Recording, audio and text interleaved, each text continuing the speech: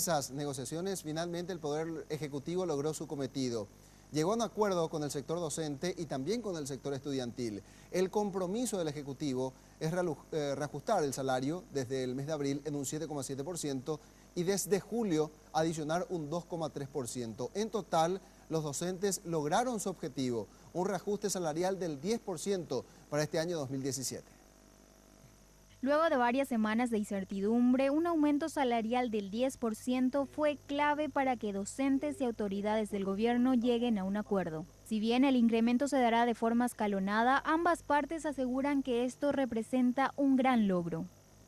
El Ministerio de Educación, a través del Ministerio de Hacienda, va a elevar para ser tratado al inicio de las sesiones del Congreso, antes de ser posible mañana, un 7.7% de incremento salarial a todos los docentes de la categoría L y Z a partir de abril del 2017 y para el personal administrativo con salario mínimo legal con impacto a partir desde enero, retroactivo del 2017. Hemos logrado obtener una pequeña ventaja mayor que creo que fue lo que logró el acuerdo, que es la posibilidad de enviar el aumento de 2.3% con efecto a partir de julio del 2017 para llegar al 10% para los funcionarios del Ministerio de Educación.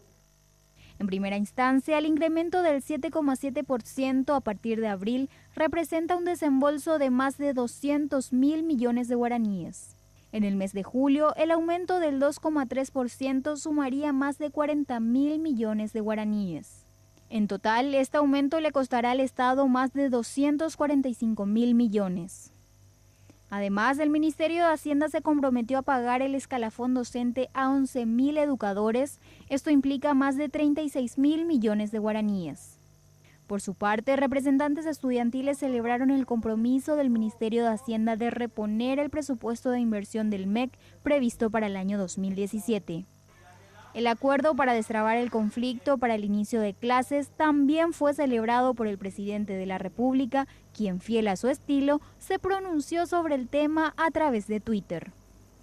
Cuando ponemos al Paraguay primero, ganan los niños, gana la educación, gana el futuro, escribió el presidente.